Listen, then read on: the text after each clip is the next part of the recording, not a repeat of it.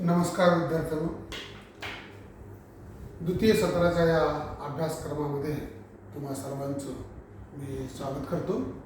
दिवाळी आधी आपण बऱ्यापैकी अभ्यास आणि सिलेबस कव्हर केलेला होता आणि बऱ्याच गोष्टी आपल्या असं लक्षात आलं होतं की आपले BA थर्ड इयरच्या 5व्या सेमिस्टरमध्ये असणारं इतिहास लेखनशास्त्र, त्यानंतर राष्ट्रीय चळवळीचा इतिहास आणि त्यानंतर ज्यांचा ऑप्शनल आहे, ज्यांनी मेन इतिहास घेतलेला आहे, त्यांना भारतीय स्त्रियांचा इतिहास आणि प्रोजेक्ट रायटिंग असे 4 पेपर आपण इतिहासामध्ये विचार केलेले आहे 5व्या सेमिस्टरमध्ये. काही विद्यार्थ्यांनी मला बरेच प्रश्न विचारले, त्या प्रश्नांची उत्तरं मी त्या याच्यावर टाकले. तुमच्या SMS केलेल्या उत्तरांचं उत्तर दिलेले आहे. मित्र लक्षात घ्या की BA थर्ड इयरच्या सगळ्याच गोष्टीमध्ये आपण जेव्हा विचार केला की आपण पहिल्यांदा इतिहास लेखनशास्त्र म्हणजे रिसर्च मेथॉडॉलॉजी या विषयावर चर्चा केली. त्यानंतर रिसर्च मेथॉडॉलॉजीमध्ये काय काय बदल झाले, त्याचं सदुपयोग, उपयोग, व्याख्या, व्याप्ती, स्वरूप आणि मर्यादा आणि त्याचे इतिहास लेखनातील अडथळे या सगळ्या चर्चांची आपण उहापोह केली आणि ते बऱ्यापैकी विद्यार्थ्यांना कळले. विद्यार्थ्यांनी अगदी लेखसुद्धा लिहून पाठवलेले आहेत. त्यामुळं निबंध मी तुमचे वाचलेले आहे, प्रश्नाचे उत्तर व्यवस्थित दिले गेलेले आहे. मी तुम्हाला एक टेस्ट दिली होती, ती टेस्टसुद्धा तुम्ही चांगल्या पद्धतीनं उत्तर दिलेलं आहे, त्यामुळे सगळ्यांचं अभिनंदन. आज आपण विचारात करूया की ज्या मेन विद्यार्थ्यांचा जो एक जस्ट त्याच्यावर चर्चा करूया की आपण इतिहास लेखनशास्त्राची चर्चा करत होतो त्यावेळेस मेन इतिहास घेणाऱ्या विद्यार्थ्यांचं सुद्धा काही शंका अशा होत्या की इतिहास लेखनशास्त्राच्या व्यतिरिक्त महिलांच्या इतिहासामध्ये काय असावं. तर प्राचीन महिलांची उद्गती, प्राचीन महिलांच्या जीवनाविषयीचं वृत्तांत, प्राचीन महिलांचं स्थान, दुय्यम स्थान आहे किंवा प्राथमिक स्थान आहे, किंवा त्यांचं कौटुंबिक जीवन, त्यांचं सांस्कृतिक जीवन, त्यांचं राजकीय जीवन, त्यांचं सामाजिक जीवन, त्यांचं शैक्षणिक जीवन, या सगळ्यांची चर्चासुद्धा आपण मागच्या टर्ममध्ये केलेली होती. आपल्याच एक लक्षात येतं की भारतीय सिंधू संस्कृतीमध्ये ज्या ज्या गोष्टी पाहावयास मिळतात त्या सगळ्या गोष्टींची चर्चामध्ये आपण भारतीय स्त्रियांना दुय्यम स्थान दिल्याचं अनुभव आपल्याला वारंवार पाहावयास मिळतं. आणि म्हणून यासाठी आपण एक कल्पना अशी मांडली होती की प्राचीन वेदांग, आरण्यके, उपनिषदे, रामायण, महाभारत आणि सिंधू संस्कृतीमध्ये निर्माण झालेल्या विविध साहित्य रचनेमध्ये असणाऱ्या स्त्रियांचं स्थान, मग रामायणकालीन स्त्री असेल, महाभारतकालीन स्त्री असेल, किंवा वेद काळातील स्त्री असेल, बौद्ध काळातील स्त्री असेल, जैन काळातली स्त्री असेल, किंवा आर्यवृत्तांच्या काळातली स्त्री असेल, म्हणजे उत्तरवैदिक काळ, पूर्ववैदिक काळ या काळातले स्त्री जीवन असेल, या सगळ्यांची चर्चा आपण प्राचीन भारतीय महिलांचं जीवन किंवा प्राचीन भारतीय स्त्री जीवनाचा आढावा आपण त्याच्यामध्ये केलेला होता. त्याच्यानंतर आपण मध्ययुग कालखंडामध्ये विचार केला की जेव्हा मुस्लिम सत्ता आली, मुस्लिम सत्तेच्या काळामध्ये कशा प्रकारचं बुरखा पद्धती आली, पर्दा पद्धती आली आणि यातनं मग स्त्रीचा दर्जा हा दुय्यम पद्धतीने होत गेला, याची आपण चर्चा केली. त्याच्यानंतर आधुनिक कालखंडामध्ये जेव्हा आपण विचार केला की मॉडर्न वुमन कशा पद्धतीने बदलत गेली, तर आपण आधुनिक कालखंडामध्ये युरोप खंडामध्ये जी क्रांती झाली, युरोप खंडामध्ये जी वैचारिक निर्मिती झाली, जे जात जातीचं निर्मूलन नष्ट झालं आणि समानतेचा दर्जा आला, स्त्री पुरुष समानतेच्या दर्जानुसार जेव्हा लोक विचार करू लागले त्यावेळेस असं लक्षात यायला लागलं की आता स्त्रियांचं दर्जा हळूहळू उंचावत चाललेला. आपण अगदी इथपर्यंत विचार केला जगाच्या पाठीवर बंदर नायके असेल किंवा अजून कितीतरी नावं घेता येईल आपल्याला, ज्या स्त्रिया महिला पंतप्रधान म्हणून राष्ट्रपती पदापर्यंत जाऊन पोहोचलेल्या दिसतात. म्हणजे याचा अर्थ असा की केवळ चूल आणि मूल ही अवस्था न ठेवता भारतीय स्त्री आता जगाच्या पाठीवर स्वतःचं नाव लौकिक करून पायावर उभं राहून ती एक वेगळं अस्तित्व निर्माण करू इच्छिते, स्वतःचं जीवन फुलवू शकते. म्हणून त्या आधारावर आमच्या देशामध्ये अशा पद्धतीने आधुनिक स्त्रीच्या जीवनामध्ये होणाऱ्या बदलांचा, आधुनिक स्त्रीच्या जीवनामध्ये होणाऱ्या परिवर्तनाची चर्चा आपण या इतिहासाच्या भारतीय स्त्रियांचा इतिहास या पेपरमध्ये आपण विचार केलेला दिसतो. आणि म्हणून आपल्याला लक्षात आलं असेल की भारतीय स्त्रींच्या जीवनामध्ये असणाऱ्या परिवर्तनाचं, भारतीय स्त्री जीवनाच्या असणाऱ्या आमूलाग्र बदलांचं चूल आणि मूल न ठेवता ते पारंपरिक सांस्कृतिक दृष्टिकोनात तिच्या आयुष्यामध्ये होणारे वृत्तांत आणि परिवर्तन या सगळ्यांची एक साखळी करून आपण त्या अभ्यासक्रमानुसार इतिहास लेखनाबरोबरच भारतीय स्त्रींच्या जीवनाविषयीचा आढावा या ठिकाणी घेतलेला होता. मग तुम्हाला एक छोटासा प्रश्न होता की बा सर आम्ही प्रोजेक्टमध्ये काय करावं, तर प्रोजेक्टवर तुम्हाला बोललो होतो की प्रोजेक्ट एक सर्वसामान्यपणे तुमच्या परिसरात असणाऱ्या ज्या काही गड्या आहेत, वाड्या आहेत, किल्ले आहेत, लेणी आहेत, परिसर आहे किंवा ऐतिहासिक स्थळं आहेत, वाडे आहेत किंवा दर्गा असेल, मशीद असेल किंवा गिरजाघरं असतील, म्हणजे जी जी तुमच्या परिसरामध्ये प्राचीन, मध्ययुगीन, आधुनिक कालखंडातील जी वास्तू आहे, वास्तू म्हणजे इमारत, त्या इमारतीचा किंवा तुमच्या परिसरात घडलेल्या ऐतिहासिक घटनांचं, उदाहरणार्थ रोशनगावची लढाई असेल किंवा मराठवाडा मुक्ती संग्रामात हुतात्मा पत्करणारे मग ते दगडाबाई शेळके असेल किंवा आपले बाकीचे ते स्वातंत्र्य सेनानी असतील किंवा आम्ही मगाशी बोललो होतो की आपल्या बाजूला असणाऱ्या दगडाबाई शेळकेंचं तुम्ही मुलाखत घेतली असेल तर त्यांचा तर आढावा द्या. त्यांचा मुलगा आहे, त्यांचे कौटुंबिक जीवन अजून आहे, त्यांचे लोक आहेत, त्या जरी वारल्या त्या जरी गेल्यात पण त्यांचे कौटुंबिक लोक इथं आहेत, त्यांच्याशी संपर्क साधून त्यांच्या जीवनाविषयीचा आढावा तुम्ही एक मुलाखत तयार करा. म्हणजे अशा प्रकारचं प्रोजेक्ट तयार करा ज्यामुळं तुम्हाला असं कळेल की मी इतिहासावर अभ्यास करतो, इतिहासाचं संशोधन करतो आणि संशोधनाच्या माध्यमातून मला इतिहासाची गोडी निर्माण होते, म्हणून त्याला म्हणायचं प्रकल्प, प्रोजेक्ट. अशा पद्धतीने प्रकल्प आणि प्रोजेक्ट आपण या काळखंडामध्ये त्याच्यावर चर्चा केली. मी तुम्हाला असंही म्हटलं होतं की परिसरामध्ये असणारं जे महादेवाची मंदिर आहेत, मी तुम्हाला कंडारीचं मंदिर म्हटलं होतं, तुम्हाला रोशनगावचं मंदिर म्हटलं होतं, तुम्हाला 2-3 ठिकाणचे मंदिर म्हटलं होतं, त्या मंदिराचे नावं सांगितले होते, तुम्हाला मी रोहिलागडचा इतिहास सांगितला होता, पाचोडचा इतिहास दिला होता, तुम्हाला बाजूला असणारा आपलं भोकरदानचा इतिहास सांगितला होता. म्हणजे याच्यातनं तुम्हाला किंवा आपलं जालना जिल्ह्याचं, जालना शहराचा इतिहास तुमच्याकडं, मध्ययुगीन जालना शहर कशा पद्धतीने विकसित होत गेलं याचाही आढावा तुमच्या समोर मांडला होता. म्हणजे याचा अर्थ असा की तुम्हाला असं म्हटलं होतं तुमच्या परिसरात असणाऱ्या ज्या स्थानिक इतिहासाची गोडी आहे त्या गोडीला एकत्र करून तुम्ही त्याला दुग्ध सरखरा करा आणि तिचा प्रोजेक्ट तयार करा, असंही मी काही लोकांना म्हटलं होतं. मला वाटतं 2-3 मुलांनी ते उत्तर सुद्धा दिलं होतं की आम्ही हा विषय घेतला, त्यांनी ते विषय घेतला. काहींनी भारतीय स्त्रियांचं योगदानावर आढावा घेतला, ते प्रोजेक्ट तयार केला. असू द्या, पण तुमच्या पद्धतीनं तुम्ही एक प्रोजेक्ट तयार करा असं मी तुम्हाला दिलं. म्हणजे मागच्या टर्ममध्ये 5व्या सेमिस्टरमध्ये आपण अशा बऱ्याच गोष्टी घेतल्या होत्या की जिथं इतिहास, लेखनशास्त्र पेपर 9वा, त्याच्यानंतर पेपर 10वा, भारताच्या स्वातंत्र्य संग्रामाचा इतिहास आणि आधुनिक जगाच्या कालखंडाचा इतिहास, या सगळ्यांची चर्चा करताना आपण पुन्हा भारतीय स्त्रियांच्या इतिहासाकडे गेलो आणि हे करता करता प्रोजेक्ट कशा पद्धतीनं तयार करावा याची आपण चर्चा करून 5वं सेमिस्टर तुमच्या पद्धतीनं तुमच्यासाठी आणि त्याच्यावर असणारे काही प्रश्न, महत्त्वाचे मुद्दे तुम्हाला मी दिले होते आणि ते तुमच्यापर्यंत पोहोचले होते. मला बऱ्याच पोरांनी त्याचं उत्तर दिलेलं आहे. SMS केलेलं, SMSचे सगळे उत्तर मी त्या व्हिडिओच्यावर टाकलेले आहे. असू द्या, आता विषय असा आहे की आपल्याकडं आता 6th सेमिस्टरमध्ये जे पेपर असतील ते पेपर असतील. पहिल्यांदा माझ्याकडे जो असणार होता, मी पुन्हा रिपीट करतो की आपल्याकडं 3 पेपरांचा मिळून एक पेपर असा जो आपला पेपर आहे त्याला फार सुंदर त्याला नाव दिलेलं आहे की त्याला फील्ड हिस्ट्री.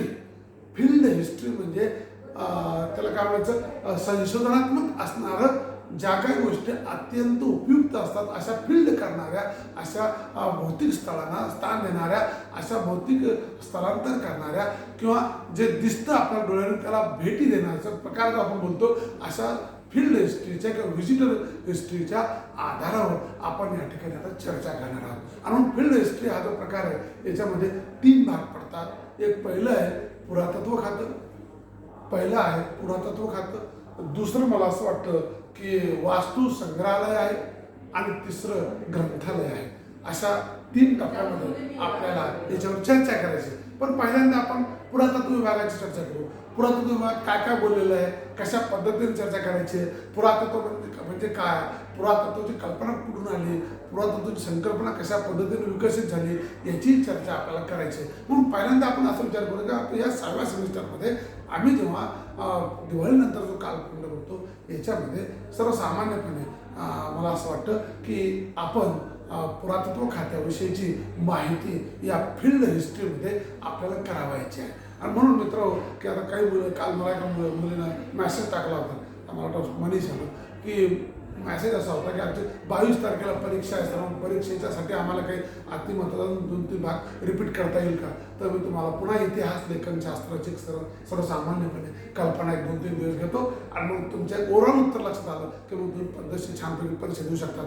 या दृष्टिकोनातून इतिहास, लेखनशास्त्र आपलं फील्ड हिस्ट्री हा पेपर नवीन सुरू करण्यापूर्वी आपण थोडंसं इतिहास, लेखनशास्त्राचा पेपर सेमिस्टर 5ची जी 22 तारखेला परीक्षा आहे त्या परीक्षेच्या संदर्भामध्ये आपण इतिहास, लेखनशास्त्र शास्त्र याच्यातलं एक थोडंसं वृत्तांत घेऊ. आपण बघा, इतिहास लेखन शास्त्रामध्ये इतिहासाची व्याख्या, इतिहासाची व्याप्ती, इतिहासाचं स्वरूप आणि इतिहासाचं महत्त्व या पहिल्या टॉपिकमध्ये बघितलं. त्याची व्याख्या मी तुम्हाला लिहून दिलेली आहे, तुम्हाला शिकवलेली आहे. फक्त ती व्याख्या एकदा वाचून घ्या. 10 ते 15 व्याख्या दिल्या, त्यापैकी 5 व्याख्या तुम्ही चांगल्या पद्धतीने लक्षात ठेवा. त्याच्यानंतर मी तुम्हाला स्वरूप सांगितलं, कशा पद्धतीने इतिहासाचं स्वरूप विकसित होत गेलेलं आहे याचा आढावा तुम्ही घ्या. त्याच्यानंतर मी तुम्हाला असं म्हटलं की इतिहासाचं महत्त्व सांगत असताना कोणकोणत्या गोष्टी अतिमहत्त्वाच्या आहेत आणि कोणकोणत्या गोष्टी दुय्यम दर्जाच्या आहेत, या सगळ्यांची चर्चा करताना अतिमहत्त्वाचं स्थान आणि त्याला असणारं सिद्धांत याचाही विचार आपण त्या ठिकाणी करायचा आहे. आणि मग आपण पुढे गेलो की इतिहासामध्ये वस्तुनिष्ठता पद्धती कशा पद्धतीने आली पाहिजे. वस्तुनिष्ठता म्हणजे इतिहास लिखाणातील अडथळे जे आहेत, मग त्याच्यामध्ये जातीचं असेल, गटाचा आकस असेल किंवा इतर सिद्धांत असतील, या सगळ्या गोष्टीतनं इतिहास लिहिणारा व्यक्ती हा शेवटी माणूस असतो आणि तो कुठंतरी जातीचा असतो, कुठंतरी वंशाचा असतो आणि म्हणून त्या गटाचं त्या वंशाचा त्याच्यावर परिणाम झालेला असतो. म्हणून तशा पद्धतीनं तो तसं मांडणी करत असतो आणि म्हणून ती मांडणी करताना ती सतत बुद्धीला पटणारी आणि सर्वसामान्य लोकांच्या कल्याणासाठी आणि जे राष्ट्रीय आंतरराष्ट्रीय दृष्टिकोन सामंजस्य निर्माण करणारे असेल असंच इतिहासाचं अवलोकन करावं असा एक सिद्धांत, अशा प्रकारचा दृष्टिकोन आपण इतिहास लेखन शास्त्रामध्ये ठेवलेला होता. मग आपण पुढे गेलो की इतिहासाचे सहाय्यकारी कोणते शास्त्र आहेत, तर इतिहास लेखन शास्त्रामध्ये अनेक शास्त्र आहेत. मग इतिहास भूगोल आहे, इतिहास समाजशास्त्र, इतिहास अर्थशास्त्र, इतिहास लोकशास्त्र, इतिहास राज्यशास्त्र, इतिहास पुरातत्व, इतिहास इतर ज्या ज्या शास्त्रीय पद्धतीमध्ये मोडणाऱ्या ज्या शास्त्रशाखा आहेत, विद्याशाखा आहेत, त्या विद्याशाखांना आपण या इतिहासाशी समन्वय करण्याचा प्रयत्न केला. त्याच्यानंतर आपण असा विचार करू की जेव्हा मानवशास्त्र असेल किंवा इतर जे शास्त्र वैज्ञानिक शास्त्र असतील, या वैज्ञानिक शास्त्राचा इतिहासामध्ये कशा पद्धतीने विकसित झाला. मी इथपर्यंत तुम्हाला बोललो होतो की इतिहासामध्ये सर्वसामान्यपणे आता आधुनिक कालखंडामध्ये केवळ इतिहास म्हणजे भूतकाळात घडलेल्या घटनांचा इतिहास न सांगता, राजा महाराजांच्या कहाण्या न सांगता किंवा कौटुंबिक जीवनाचा इतिहास न सांगता किंवा एखाद्या परिसरातला इतिहास न सांगता आता वैज्ञानिक दृष्टिकोनातून कोणकोणते शोध कधी लागले, त्या माणसानं कशा प्रकारचा शोध लावला, त्या शोधाचा उपयोग काय झाला, त्या शोधातनं काय मिळालं, आणि म्हणून आता मेडिकल हिस्ट्री नावाचा पेपर पुढे येत आहे आणि मेडिकल हिस्ट्रीमधून इतिहासाचा प्राध्यापक आता जिथं मेडिकल कॉलेज आहे, जिथं इंजिनिअरिंग कॉलेज आहे, तिथं history of engineering, history of medical अशा पद्धतीनं शाखेअंतर्गत तो आता इतिहासाचा शिक्षक, इतिहासाचा प्राध्यापक म्हणून काम करायला लागेल. म्हणजे ही नवीन रचना, ही नवीन कल्पना आता आधुनिक पद्धतीमध्ये विकसित होताना दिसत नाही. आणि म्हणून आपण आता असं विचार केला पाहिजे की वैज्ञानिक दृष्टिकोनातून घडलेल्या घटनांचं उहापोह करणारं किंवा विज्ञानात होणाऱ्या प्रगतीचा आढावा घेणारं शास्त्र म्हणून इतिहास शास्त्राचा सुद्धा अभ्यास करावा असा एक दृष्टिकोन समोर आलेला आहे. म्हणून आपण आता एक विचार करूया आपल्याला सामान्यपणे की विज्ञानाचा अभ्यास करणारं, तंत्रज्ञानाचा अभ्यास करणारं, साधक बाधक गोष्टींचा विचार करणारं, या सगळ्या शास्त्रांचा उपयोग आपल्याला इतिहासाच्या माध्यमानं होतो. आणि म्हणून इतिहासाच्या माध्यमानं होत असताना मग इतिहास लिहिताना इतिहासाची साधनं कोणकोणती, मग इतिहास लिहिण्यासाठी जी साधनं वापरली जातात ती साधनं सर्वसामान्यपणे प्राथमिक साधनं आणि दुय्यम साधनं. प्राथमिक साधनं म्हटलं की पहिल्यांदा आपण प्राथमिक साधनामध्ये काय येतं, जे दिसतं त्याला आपण होतं लिखित आणि अलिखित. मग आता अलिखित म्हणजे जे वाडे आहे, गड्या आहे, किल्ले आहे, नाणी आहे, ज्या ज्या वस्तू सापडलेल्या उत्खननामध्ये ते सगळे अलिखित साधनं आहेत. आणि लिखित साधनं म्हटलं तर मग काय, जे 3-4 प्रकारचे, एक भारतीय भाषेतलं, काही परकी भाषेतलं. भारतीय भाषेमध्ये संस्कृत असेल, कानडी असेल, द्रविडी असेल किंवा अजून ज्या अर्धमागधी असतील किंवा अजून ज्या भारतीय भाषेतील जे साहित्य रचना आहेत त्या सगळ्या साहित्य रचनांचा, हिंदी वगैरे असेल, हे सगळं राजपुताना असेल, या सगळ्यांची चर्चा आपण याच्यामध्ये करतो. म्हणजे हे अलिखित साधनं. त्यानंतर लिखित आणि अलिखित दोन्ही साधनांच्या नंतर आपण विचार करतो मग दुय्यम साधनं. मग दुय्यम साधनं कोणती, तर सर्वसामान्यपणे त्याच्याला आधारून, त्या घटनेला आधारून या माणसाने जे आपलं मत मांडलेलं आहे, या माणसानं त्याच्यावर दुसरा ग्रंथ प्रकाशित केलेला आहे आणि तो ग्रंथ कशा प्रकारचा उपयोगात आणू शकतो किंवा त्याला कशा प्रकारची चर्चा टीकात्मक परीक्षण त्याच्यावर मांडलेलं आहे किंवा त्याचे विचार त्यात कशा पद्धतीनं तो मांडतो, ही सगळ्या गोष्टी, या सगळी चर्चा आपल्याला त्याच्यामध्ये पाहावयास मिळते. आणि म्हणून आपण असं करतो की दुय्यम साधनाचा उपयोग इतिहास लेखनमध्ये अत्यंत महत्त्वाचा ठरतो. म्हणून आपण बघा विचार करा, इतिहासाची व्याख्या, इतिहासाची व्याप्ती, इतिहासाचं महत्त्व, इतिहासाची संकल्पना, इतिहासाची परिभाषा, इतिहासाचं सहाय्यकारी शास्त्र, इतिहास लिखाणातील अडथळे. आणि मग आता इतिहास लिहायला बसलो तर कोणती साधनं वापरायची, तर मग त्याच्यामध्ये लिखित साधनं, अलिखित साधनं, दुय्यम साधनं, प्राथमिक साधनं. मग आता सर्वसामान्यपणे प्राथमिक साधन, दुय्यम साधन. प्राथमिक साधनाचे पुन्हा दोन भाग, एक लिखित साधनं, अलिखित साधनं.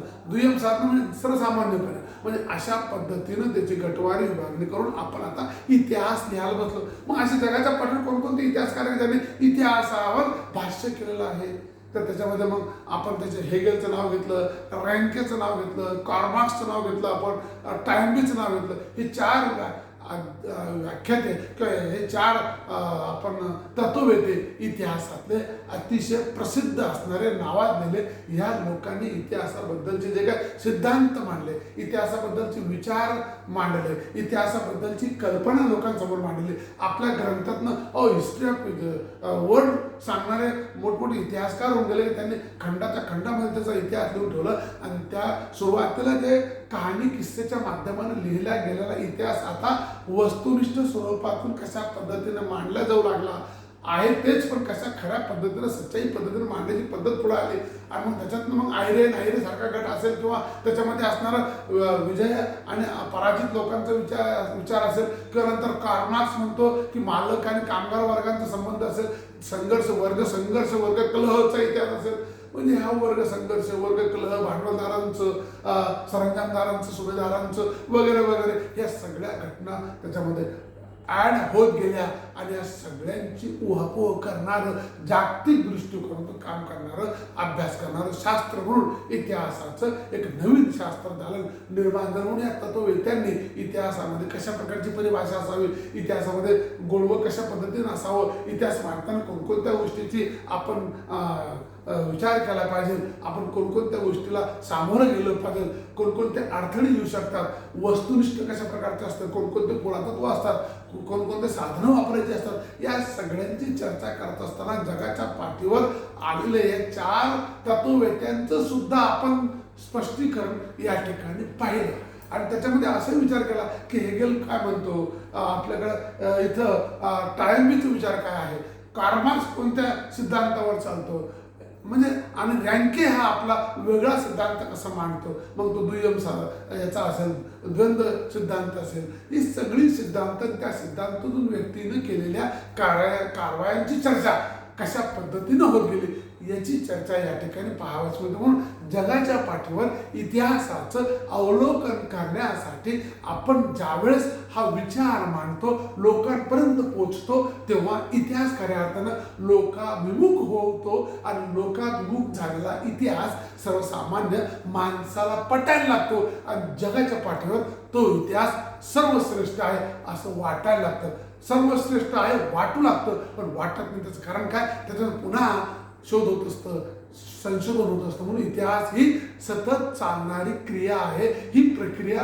कधी थांबत नाही, ती वर्षानुवर्ष चालते, दिवसादिवस चालते, घटकांघट्ट चालते आणि तिच्यामध्ये बदल होत जातात. मग हे बदल सामाजिक असतात, शैक्षणिक असतात, आर्थिक असतात, कलात्मक असतात, सांस्कृतिक असतात, शैक्षणिक असतात, विविध पातळीवर, विविध स्तरावर, विविध नियोजनावर याच्यातनं बदल होत जाताना दिसतो. आणि म्हणून इतिहास ही परिभाषा, इतिहास हे न संपणार, इतिहास हे जगाच्या पाठीवर चालणारं आणि जग त्याच्या पाठीमागं असणारा असा हा जगाच्या पाठीवरचा दृष्टिकोन असणारा इतिहास आज जगजाहीर झालेला आहे. आणि म्हणून आपण मित्र हो 5व्या सेमिस्टरमध्ये इतिहास लेखन शास्त्र, त्याची उद्दिष्ट, त्याची महत्त्व, त्याचे दृष्टिकोन, त्याची संकल्पना या सगळ्यांची चर्चा, उजळणी आपण इतिहास लेखन शास्त्राची केलेली आहे. आणि म्हणून मी तुम्हाला इतिहास लेखन शास्त्राबद्दल थोडंसं या आधी सगळं डिटेल घेतलं असताना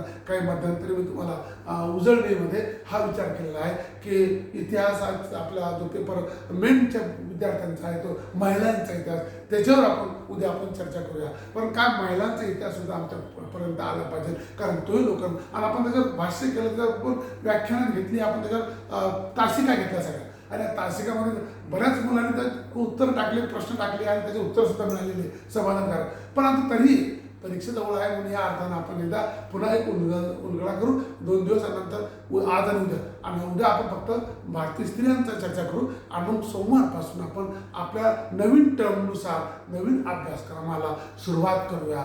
आणि नवीन सेकंड सेमिस्टर म्हणजे मला वाटतं 6th सेमिस्टरची चर्चा करायला काय हरकत नाही. म्हणून आपण त्या ठिकाणी पुन्हा आता फील्ड हिस्ट्री या विषयाकडे आपण सोमवारपासून बघू. पण आज आपण इतिहास लेखनशास्त्र, इतिहासाची पुनरावृत्ती, इतिहासाचं अवलोकन, इतिहासाची परिकल्पना, इतिहासाची संकल्पना, इतिहासाचे सिद्धांत, इतिहासात येणारे तत्ववेते, त्याचे दृष्टांत, या सगळ्यांची आपण पुन्हा या ठिकाणी एकदा रिव्हिजन घेऊन या ठिकाणी थांबूया. म्हणजे तुम्हाला एक थोडंसं प्रेरणा मिळेल. तुम्हाला एक शंका आली तर मला परत प्रश्न विचारा.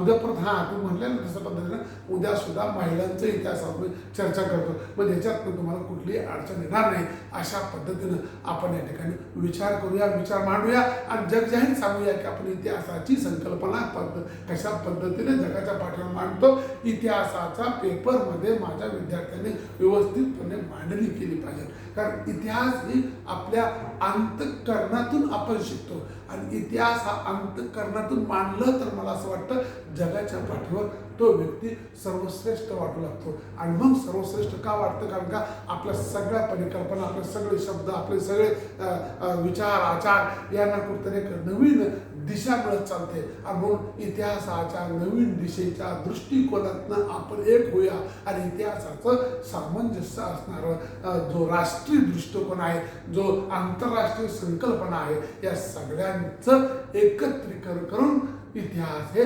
जगापुढे मांडूया. एवढंच या ठिकाणी सांगतो आणि थांबतो. नमस्कार.